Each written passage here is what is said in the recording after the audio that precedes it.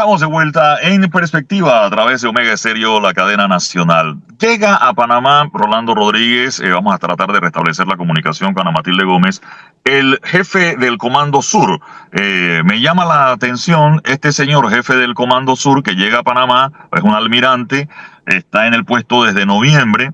Él reemplazó a Laura Richardson, que era la general que estuvo antes, que debo decir vino a Panamá muchas veces, ¿eh? Yo no recuerdo cuántas veces vino un general del Comando Sur a Panamá en los 20 años anteriores a los últimos 5 años, pero debo decir que fue una habitué en nuestro país. Pero lo que me llama la atención, Rolando, y comparto con los oyentes, es que el propio tuit del Comando Sur habla de que él llegaría a Panamá viendo el tema de la influencia o la amenaza que representa el Partido Comunista Chino en Panamá. Entonces, a ver, yo puedo entender que Donald Trump diga eso, porque lo dijo desde antes de ser presidente de los Estados Unidos y no tiene la información. Que lo dijera Marco Rubio cuando tenía solo un par de días en el puesto y digamos todavía no le han dado el brief con toda la información necesaria. Pero que lo diga el Comando Sur, vamos, el general, primero que él está desde noviembre. El general no está en el almirante está Bien. como jefe del Comando Sur desde noviembre, mucho antes que Donald Trump. Segundo, que es el Comando Sur.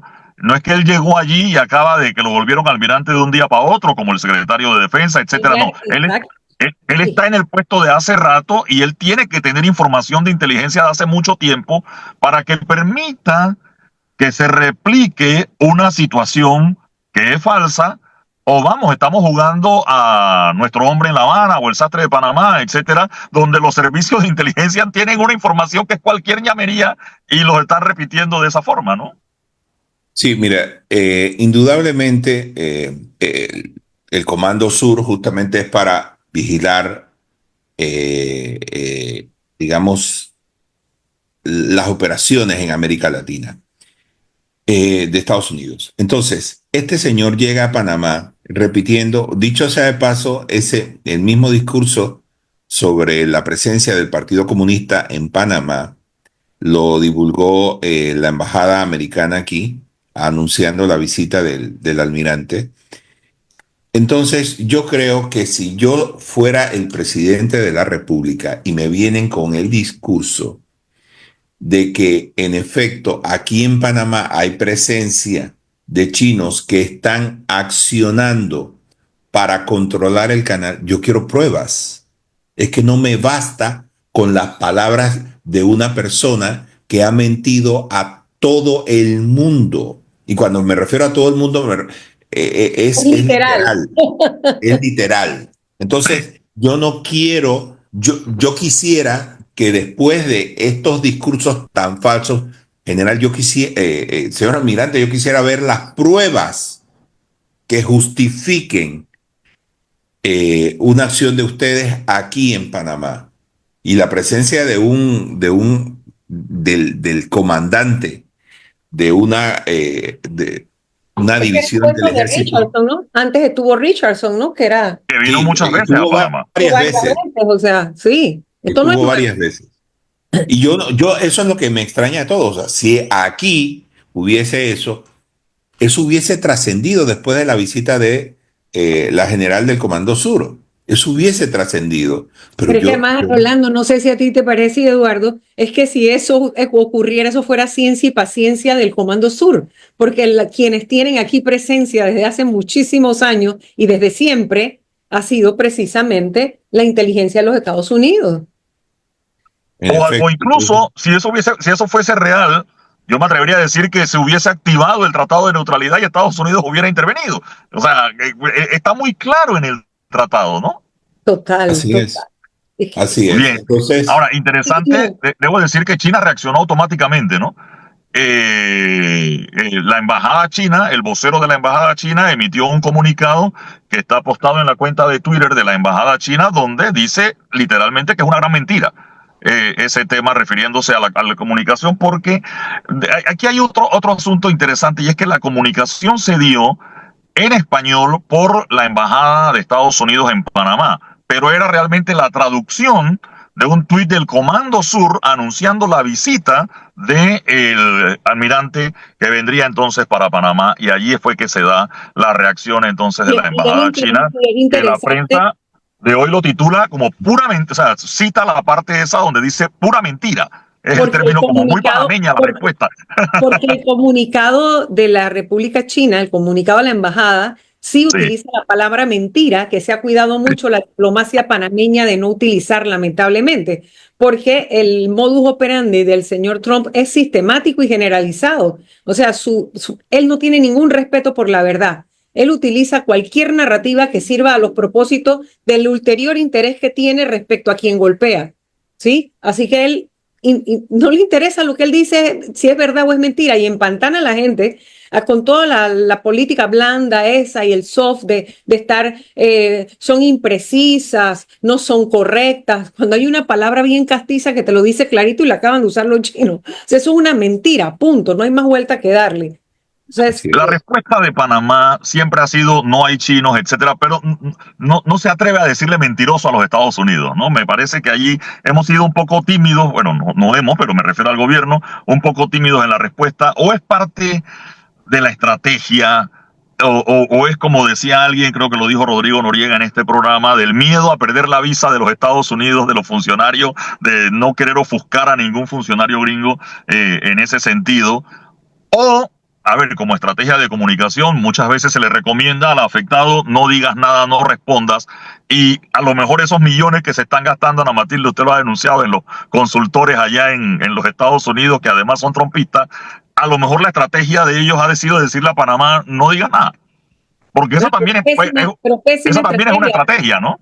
Pero es una pésima estrategia cuando por el otro lado te das cuenta que estás cediendo como país parte de tu territorio, tu soberanía, e incluso te estás metiendo en camisa de 11 varas por los compromisos internacionales que tú has firmado en materia de el Estatuto de los Refugiados y el protocolo. Ya te dije, ya les digo, de ambos Panamá es signataria y en el Código Penal panameño está como delito del derecho internacional de los derechos humanos. Entonces nosotros no podemos ser parte de esa acción desesperada e irresponsable de Trump de deportar forzosamente a todos los migrantes que él tiene en su país sin hacer el escrutinio ese que se hace cada vez que tú eres un país receptor. Tú tienes que Sí. sentarte con cada uno y verificar si en efecto tiene condiciones para un asilo o no. Lo hablé un poco ayer con Sabrina Rolando, pero te quiero preguntar algo. Y es que nos enteramos, por lo menos yo, a través del New York Times, que había unos migrantes en un hotel de Paitilla. Y estuve revisando, a ver, yo trabajo en otro medio de comunicación y los colegas, nadie lo tenía. Y cuando reviso la prensa, La Estrella, Telemetro, los También lo periódicos, tenían. todos nos enteramos por el New York Times. ¿Qué pasó, Rolando? Quizás desde una perspectiva periodística. Bueno, mira, yo creo que esto en Estados Unidos están mejor informados que nosotros acá, precisamente porque yo creo que allá todavía reina la institucionalidad golpeada, pero creo que es, si es información pública, yo no creo que lo nieguen como se niega aquí en Panamá. Aquí han salido a decir voceros del gobierno que ninguna de esas personas está aquí de forma forzada. ¿Cómo es posible que digan eso si hay testimonios que están diciendo exactamente todo lo contrario? Hay gente asomada en las ventanas con letreros que dicen, por favor, ayuda. O sea, personas que necesitan, se sienten allí prisioneras. Entonces, vamos a una cosa esencial. Si esas personas están en tránsito para sus respectivos países, ¿por qué hay que llevarlos a Darién?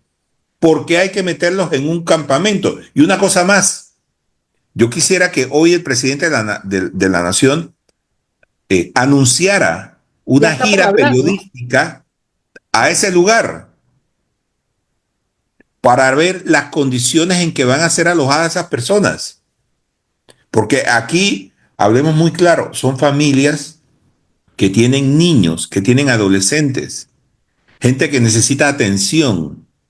¿Qué va a pasar con toda esa gente? Y por eso, Rolando, que era tan importante saber bajo qué condiciones en esa negociación bilateral que se hizo de espaldas al pueblo panameño, porque nosotros no lo conocíamos. Como bien dice Eduardo, esto vino por rebote de lo publicado por el New York Times. Esto no fue una acción que transparentemente se comunicó, pero la pregunta es, ¿vamos a incurrir también en otra modalidad que tiene el Código Penal y es la privación grave de la libertad en violación de las garantías y normas del derecho internacional de la persona que es deportada forzosamente o que es migrante en estas condiciones? O sea, nosotros de verdad nos vamos a meter en eso.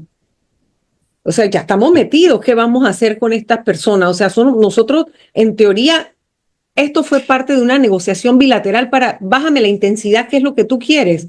Y ahora entiendo a qué mandaron uno que está requete preparado, que tiene más grados que un termómetro. Y yo decía, oye, pero qué bien, lo han mandado para Estados Unidos. Este muchacho está graduado allá, no sé, creo que es un vicecanciller que tenemos, que tiene un montón de títulos y que viene de estar en Estados Unidos, estudiar en Estados Unidos, trabajar en Estados Unidos. Yo dije, hombre, le vamos a hablar en sus mismos términos. No, parece que lo que fuimos fue simplemente a decir qué es lo que quieren, y lo que querían era esto, convertirnos. Algo se habló que no hemos visto fuera de las otras conversaciones, y efectivamente, porque sí, yo recuerdo, Mulino firmó su primer acto de gobierno antes de ir a la pausa, porque ya tendremos que ir a la pausa a atender al invitado, fue la firma de un memorando de entendimiento con los Estados Unidos. Fue el primer acto del gobierno de Mulino. De hecho lo hicieron en Atlapa, arriba en otro de los salones de donde se dio la toma de posesión del presidente.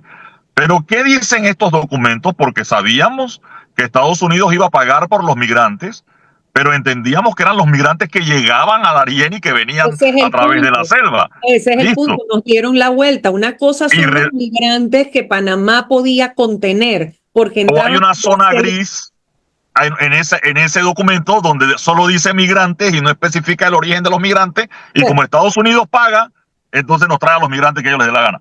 Con eso voy a la pausa y enseguida regresamos. Estamos de vuelta en Perspectiva a través de Omega Estéreo, cadena nacional, 107.3 FM. Como anunciábamos, está el invitado, el economista Eric Molino Ferrer. Qué bueno que nos acompañe, porque ahorita mismo se está discutiendo el proyecto de reformas a la Caja de Seguro Social. Ha avanzado, está con nosotros Ana Matilde Gómez, que es diputada. Me llama la atención. Primer bloque, ¿no? Ya parece que saltaron el primer bloque, ya pasó el primer debate, el segundo debate, corrijo, del primer bloque, y entrarían a discutir ahora el segundo bloque. ¿Eso cómo se entiende en la dinámica parlamentaria, procuradora? Bueno, es que fue el acuerdo al que se llegó. Lo primero que siempre se hace antes de entrar en una ley densa como esta, que tiene más de 200 artículos, es precisamente la forma en que se va a llevar a cabo la discusión. Los bloques significa que se reúnen los artículos por tema. Entonces iba y con parámetros, del artículo 2 al 50, tú puedes expresar cada vez que hablas en tus 30 minutos y tu segunda vuelta de 30 minutos más, o sea, 1 hora cada diputado que se anote en una lista para poder hablar. Tú vas a hablar de los artículos que están en ese bloque, no vas a hablar de lo que está en el segundo bloque ni en el tercer bloque, ¿sí? Así que esa es la dinámica que hay. Juntar el debate por artículos, por bloque. Y cada bloque, al terminar ese bloque, entonces se debate el siguiente. Sí, Eric Molino Ferrer, economista, para que nos cuente un poco, porque escuché al señor Mon defendiendo el tema de la edad de jubilación y el aumento en la edad de jubilación, y él usó un término donde hablaba que ahorita mismo, como está la ley, o con eso de 65 años eran 900 y pico de millones, y si no, el Estado tendría que poner como 1.500 millones, son 500 y pico de millones más.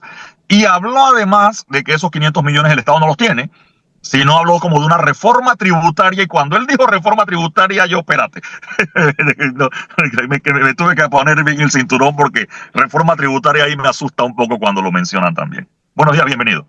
¿Qué tal? Buenos días y gracias por la invitación. Bueno, mira, a mí la manera que me gusta tal vez explicarlo, porque si bien es cierto, nosotros podemos hacer análisis con matices, porque si bien es cierto, no es lo mismo una persona que está trabajando en un ingenio o que está trabajando en un cañaveral, digamos, el físico de esas personas al final se desgasta o se deteriora mucho más rápido que una persona que al final, digamos, es un profesional y puede tener la comodidad de estar en un aire acondicionado. Eso es verdaderamente cierto, y hay algunas acotaciones que, digamos, nosotros podríamos analizar analizar.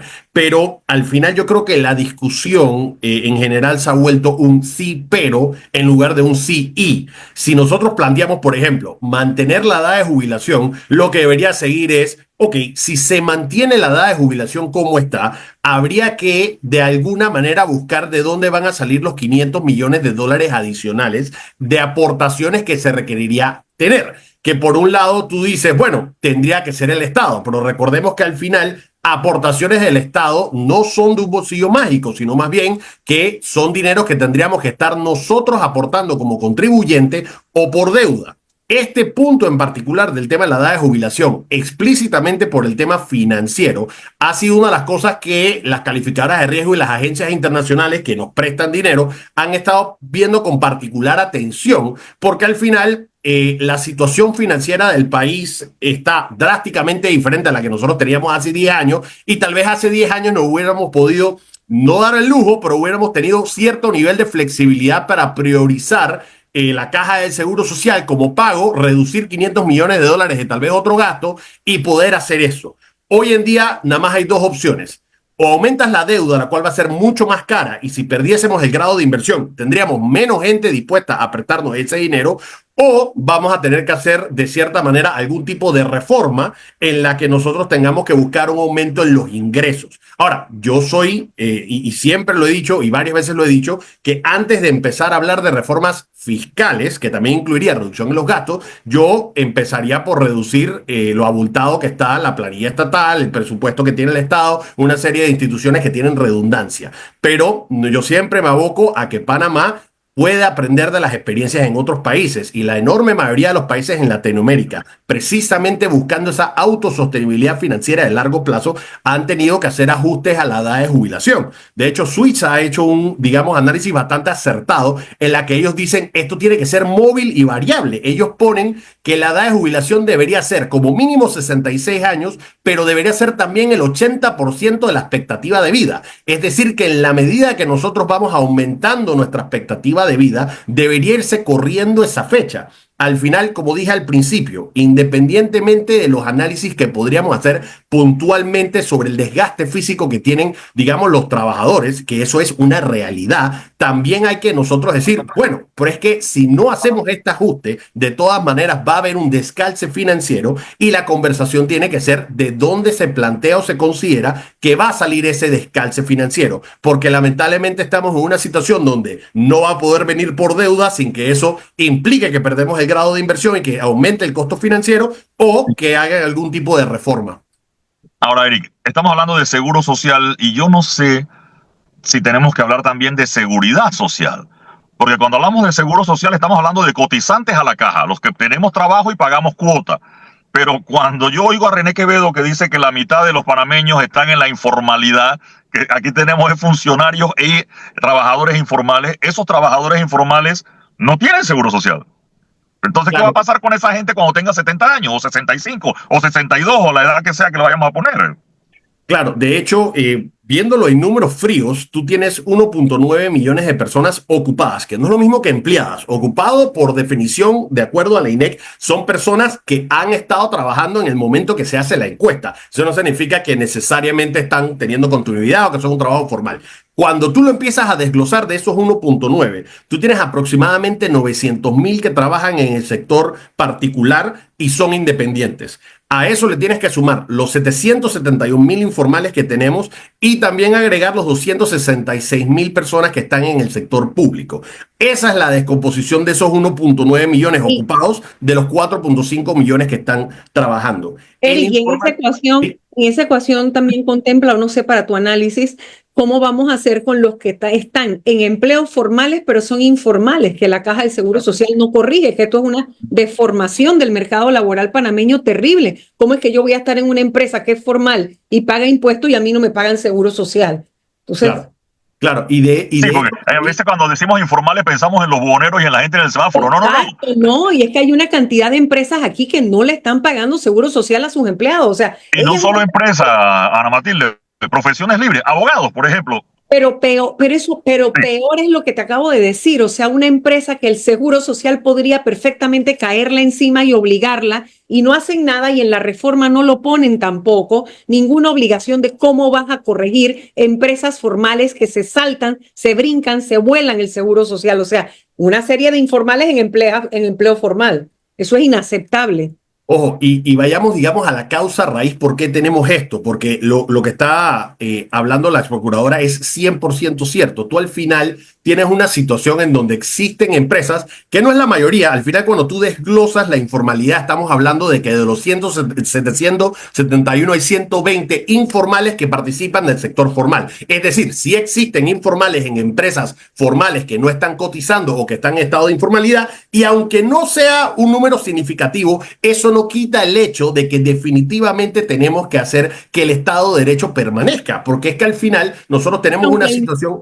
El número no será significativo, pero el hecho es alarmante. Totalmente, totalmente. Y de hecho, yo y los diferentes empresarios que pertenecen a las agrupaciones que yo pertenezco, nosotros hemos sido de los que hemos dicho abiertamente, se tiene que cumplir la ley, independientemente de que nosotros podamos decir de que hay que apoyar a la empresa privada, etcétera. Si bien es cierto, la ley se tiene que cumplir. Ahora, me quiero ir a la causa raíz de por qué tenemos, uno, una situación de informalidad, y dos, situaciones en donde empresas formales tienen empleados informales. Y la realidad objetiva, y esto lo hemos vivido todos los que hemos querido ingresar a la Caja de Seguro Social, ya sea nosotros o alguno de nuestros colaboradores, existe una enorme barrera burocrática y de trámites que no te lo hacen imposible, pero te lo hacen casi imposible de querer hacer las cosas. Entonces, una manera importantísima que agregaría cotizantes a la Caja del Seguro Social, no solo de los informales, sino lo que está comentando la exdiputada, que es acertadísimo, de aquellos 120,000 informales que están en el sector formal,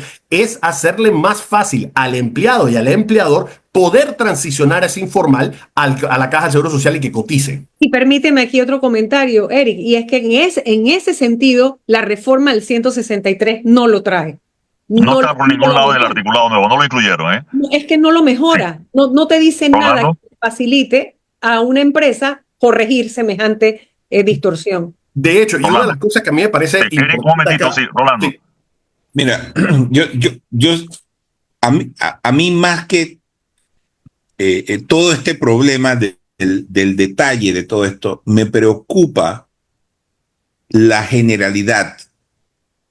El gobierno no está mostrando signos de sacrificio y está solicitando sacrificios.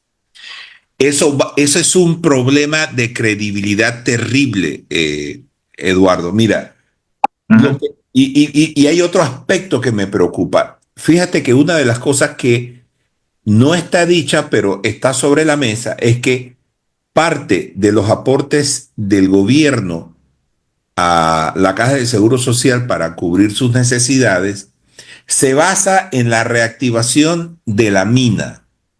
Eso es como una esperanza, ¿no? Yo voy a reactivar la mina. Y sabes una cosa, Eduardo, llegar en estas condiciones para negociar con una mina, la mina nos puede destruir, porque la mina es que tú necesitas ese dinero y tú necesitas de mí. Así que yo voy a poner las reglas. Llegamos en completa desventaja. No sería fácil una negociación, pero lo que... Ahora, yo recuerdo, y antes de ir con Eric, cuando el gobierno de Cortizo él habló de 300 millones de dólares que iba a aportar la mina justo para el tema de la Caja del Seguro Social. Ahora, sin subir la edad de jubilación, son 500 millones de dólares más. Entonces, no sé por allí, Eric, si la mina puede poner esos 500 millones o cómo va el asunto, por favor, Eric. Y eso irá subiendo, Entonces, sí. A mí lo que realmente me tiene preocupado en este momento es que el gobierno no ha dado muestras de sacrificio. Aquí se siguen gastando millones de dólares en cosas innecesarias. Hace unas semanas atrás yo publiqué una columna en la que se estaban haciendo aportes a juntas comunales que ni siquiera habían pedido. Bueno, pero gestionados por diputados. ¿Para qué? Para donar. Tú veías la mitad de los 300,000 dólares que llegaban, o lo de los 150,000 dólares que llegaban a cada una de esas juntas comunales, y cuando tú veías el desglose, el 50 o el Las donaciones. 60% era para regalar. Entonces, ¿cómo tú le puedes pedir a la gente sacrificios cuando tú estás virtualmente regalando la plata para que alguien se beneficie? Y es que dijiste un elemento importante, Rolando, y es que una ley tan sensible como esta, Eric, Eduardo, yo creo que ha sido un error no comprender que había un conflicto desde el punto de vista conceptual, ideológico. Estábamos parados en distintas esquinas, a todos los que nos afecta la ley del Seguro Social. Entonces, sin el diálogo social necesario que tenía que haberse dado para ponernos de acuerdo en cosas básicas, como cuáles sí y cuáles no, en lo básico de la reforma del Seguro Social, golpeas con una falta de credibilidad y con una débil institucionalidad y tienes la tormenta perfecta. Porque entonces en el articulado del propio proyecto incluyes una serie de palabras que son como sesgadas, que tienen zonas grises, cuando tú en temas de seguridad social tienes que ser contundente, protección, cobertura, por ejemplo, entonces habla de podrá, o sea, tiene sutilezas como facilitar. Todo ese lenguaje es correcto en otro tipo de ley, no en esta. Y eso va a hacer que cada vez esté más dividida la población panameña. Nos quedamos con ese pensamiento. Eric Molino Ferrer responde cuando regresemos de la pausa. Estamos de vuelta en Perspectiva, cadena nacional Omega Estéreo en FM 107.3. Eric Molino Ferrer, el economista, está con nosotros y hablábamos del tema de cómo vamos a completar lo que hace falta para la caja del Seguro Social, Eric. Bueno, yo creo que hay varios temas que nosotros tenemos que entender y más bien es imposible tal vez separar, digamos, algunos aspectos como por ejemplo, lo estaba hablando la exdiputada, creo que correctamente, la crisis actual de la Caja del Seguro Social no es solamente financiera, es también institucional y de credibilidad. Si nosotros tuviésemos históricamente una institución en donde las personas pueden confiar cuando se plantean cambios importantes a, digamos, las medidas paramétricas que son necesarias e inevitables para poder tener una sostenibilidad, las personas hubiesen estado, digamos, bajo el entendimiento que al final ese dinero sí es para nosotros, pero lamentablemente estamos en una situación donde históricamente se han, digamos, habido varios atropellos desde el punto de vista institucional y casos de corrupción escandalosos que al final lamentablemente las personas, y me refiero a la población en general, están teniendo, digamos, un margen de error muy estrecho sobre el cual se pueden, digamos, hacer cambios que sí son necesarios. Obviamente yo creo que es importante que en el fundamento de la ley, y hay cosas que se contemplan, yo tendré a veces mis consideraciones sobre el tema de gobernanza e institucionalidad que se le podría agregar a la ley. Por ejemplo, desde APE nosotros hemos hablado de que cómo podemos tener una institución que maneje tantos fondos y que no esté regulada. Hay un tema, por ejemplo, de la autonomía de la Caja del Seguro Social, pero tú en cualquier otra institución financiera, llámese un banco, otra empresa de seguros o una casa de valores, tendrías un supervisor que se está asegurando para que la población le tenga confianza y certeza de que se están administrando correctamente sus fondos. Eric, y además que se le obligue a la rentabilidad. Es que no hay ninguna norma que obligue allí en ese proyecto de ley a la rentabilidad. Y cuando tú vas a manejar semejante cantidad de fondos que determina el futuro financiero, la estabilidad financiera de un país, tú tienes que tener responsabilidades. Más allá de solamente administrar bien, es hacerlo mejor para que tenga rentabilidad. Hablemos de ese punto, porque de ese punto para mí, en mi opinión, es que es el más fácil de legislar, porque al final esto ya está inventado. Cuando tú estás hablando de sacarle mejores rendimientos, por ejemplo, a los fondos, ahorita mismo una de las propuestas es que 90% de los fondos se le den a los bancos oficiales. Ahí yo tengo una enorme preocupación, porque al final se están poniendo unos límites sobre qué se puede invertir, excepto a los depósitos. Entonces, lo que históricamente hemos tenido, que la mayoría del dinero de la Caja del Seguro Social ha estado en depósitos a plazo fijo, teniendo unos rendimientos bastante bajos, lo cual ha hecho que evidentemente los bancos estatales tengan una ganancia más alta, pero a costa entonces del dinero del asegurado, cuando realmente lo que deberíamos tener es que, y a través de temas bien regulados y que eso, nuevamente, esto no hay que inventarlo, existen los parámetros de inversión para instituciones como estas a nivel internacional, pero buscar un mayor rendimiento. Un segundo para acabar la idea, tratar de buscar un mayor rendimiento para que eso solamente se vea beneficiado en que la tasa de reemplazo final, es decir, con lo que acabe el asegurado retirado, sea mucho mayor. Nosotros tenemos países en la región como Costa Rica y República Dominicana donde la tasa promedio de inversión es del 7%, mientras que en Panamá históricamente ha sido como del 2.5%. En los últimos 10 años ha sido como 3.9% porque han aumentado, digamos, últimamente un poco las tasas de interés, pero realmente cuando nos comparamos contra nuestros pares, están teniendo retornos del 45% superior a lo que está teniendo Panamá en muchos de los casos. Y es que tenemos actualmente casos de éxito en Panamá, como por ejemplo el SIACAP y el Fondo de Ahorro de Panamá, que está siendo administrado por empresas reguladas que saben administrar fondos de inversión y que al final están teniendo rendimientos por encima del 6%, que nosotros deberíamos verlo traducido como asegurados. Pero también ahora se fueron al otro extremo, Eric, porque no sé si estás de acuerdo conmigo, pero una cosa es buscar mayor rentabilidad, que estoy de acuerdo, hay que permitirle a la Caja del Seguro Social, porque este no es un hospital que administra pensiones, no. Esto es un fondo, de pensiones, o sea, esto es financiero, una entidad financiera que presta servicios de salud, que es todo lo contrario. Entonces, pero se fueron al otro extremo, ahora permitiendo que se compren acciones y no solo bonos, lo cual tiene una renta, tiene una variabilidad en el mercado que es peligrosa. Entonces yo digo, no están debatiendo como se debería debatir este proyecto de ley, de verdad te lo digo, esto va a traer problemas porque dejamos para el momento más crítico el debate más sensible que debíamos tener en unas condiciones en las que nadie cree en nadie. Mira, y como dice Rolando, falta de credibilidad. Fíjate, precisamente esto de las inversiones, ya la Caja de Seguro Social tiene un arrastre y además negativo sobre las inversiones. Todo el mundo se acordará de los escándalos de Sayed con las inversiones que hizo unos proyectos de vivienda. Eso fue un fracaso, eso le costó dinero. Y por el otro lado tenemos el tema de la credibilidad. ¿Qué ha sido la Caja de Seguro Social? Pues como un cuartel de invierno para los políticos.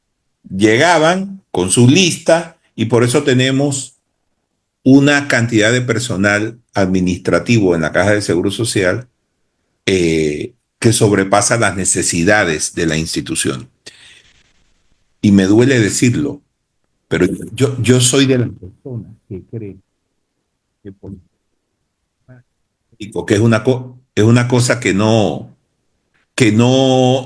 es una cosa que no está siendo vista en este asunto.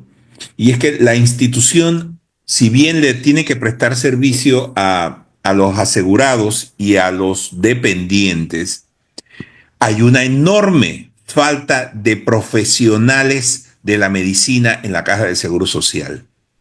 Y para mí eso es importante. No solamente tener la pensión, sino como yo voy a ser un viejo dentro de unos años, yo quisiera por lo menos tener garantizada una atención médica porque eso es carísimo en Panamá. Sí, yo quiero regresar, Eric, al tema tributario porque, bueno, mezclar la plata, yo no estoy de acuerdo con mezclar la plata, pero hablan de que en evasión fiscal, no de la Caja del Seguro Social, que también hay que corregirla, se hablaba de que si Panamá recogiera bien o recaudara bien, se habla como de 6.000 millones de dólares que no han entrado y que de allí puede salir, o ese es uno de los argumentos que han dado los trabajadores. ¿Y qué hay de los ingresos no tributarios? Panamá tiene, a diferencia de otros países, los puertos, tendría la mina si la abren, el canal, las acciones de las empresas privatizadas que también forman parte de los ingresos del Estado que son no tributarios. Ok, permíteme hablar de esto en orden porque aquí hay varias cosas técnicas que nosotros tenemos que hablar. Cuando tú estás viendo el porcentaje de lo que se recauda para el gobierno central, 60% de lo que se recauda son impuestos al ITBMS, a las personas jurídicas, a las personas naturales. El 25% viene de aportaciones y cobro de peajes que tiene el canal y el resto, apenas el 15%, viene entonces de lo que son ¿cómo se llama? La recaudación no tributaria. Entonces, con la recaudación no tributaria a través de la participación de algunas empresas que tiene el Estado, realmente no es un monto significativo para poder cubrir, digamos, los problemas financieros que tiene la Caja del Seguro Social. No solo eso, es que ese dinero que pasa en 100% a las arcas del Estado no alcanza. Nosotros estamos cerrando, la información pública que tenemos es a octubre del año pasado, pero nosotros estamos teniendo un déficit de aproximadamente 6.000 millones de dólares, que es aproximadamente 8% del PIB. Entonces, cuando nosotros estamos hablando de ese tipo de números, cualquier resta que le hagamos a lo que entra a las arcas del Estado, al final lo que va a tener como consecuencia es un déficit mayor. Y el déficit significa que hay que irlo a pedir con deuda. Deuda que hoy en día es mucho más cara y deuda que puede que en el futuro no nos quieran prestar en la misma cantidad si perdemos el grado de inversión. O sea que eso es una consideración importante que sí, perdemos, que ya lo perdimos, ¿no? Bueno, o sea, ahí yo son cosas que a mí ni siquiera me gustaría mencionar. O sea, es una posibilidad. Cuando tú empiezas a ver el riesgo país medido a través de los indicadores normalmente utilizados, Panamá está cotizando muy por arriba de lo que están otros pares de la región como República Dominicana, Costa Rica y Guatemala, que no son grado de inversión. Es decir, Panamá está siendo percibido como más riesgoso que países que no son grado de inversión. Entonces, ese tipo de señales de mercado, la verdad es que son bastante alarmantes, y por eso cuando menciono que existen en los mercados de capitales, que al final es 2/3 de los compradores de la deuda, están viendo con ojos, oye, cuáles son las reformas que se van a hacer a la caja del Seguro Social, y que por eso es importante. Todo lo que ustedes han dicho es 100% válido. Hay que mejorar 1000% la institucionalidad, porque no podemos tener un financiamiento sostenible sin buena institucionalidad, transparencia y controles. También tenemos que tener mejor control de la atención médica a las personas. Pero también, y es que nuevamente no es un sí pero, sino que es un sí y, tenemos que tener esas cosas de manera autosostenible. No hacerlo de manera autosostenible significa que tarde o temprano va a llegar la cuenta como ya nos llegó y que no va a haber de dónde pagarla. Entonces nosotros como nación, en lugar de estar divagando, es que le quito a este para ponerla acá, vas a tapar un hueco abriendo otro. Entonces la única manera en poder hacer estas cosas autosostenibles es ver la experiencia que han tenido otros países. Entre las cosas que han hecho otros países han sido reformas importantes a el aumento en las cuotas, el aumento en el porcentaje que se están teniendo que aportar, extendiendo la edad de jubilación. Todas esas son cosas que al final son dolorosas, digamos, para las personas que están jubilándose, pero que al final garanticen la autosostenibilidad. No hacer esto, es decir, tratar de tener un remedio paliativo, simplemente nos va a dañar al futuro. Lo que le exhorto a los diputados cuando están haciendo este tipo de análisis es que no estén pensando en las próximas elecciones, sino en las próximas generaciones, porque al final es una inmoralidad tirarle un problema financiero a la gente joven de hoy e inclusive a las personas que ni siquiera han nacido. Pero también ¿Ya me están prendiendo la luz roja, Ana Matilde? Que haya transparencia. Y yo te 100%. voy a decir algo. Ese debate no es transparente porque ese modelo que ha presentado Dino Montt está apalancado en una falacia.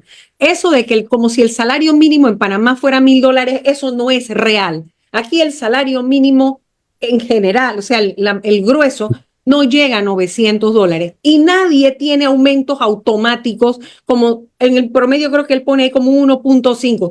Todo eso es necesario que se transparente cómo se llegó a ese cuadro que él está presentando y por qué no se ha permitido que se hagan otras corridas para ese gran debate. Y hay otro debate de fondo, Eric, y es que nosotros debemos debatir si realmente lo que nosotros queremos para las futuras generaciones es que automáticamente entren a cuentas individuales.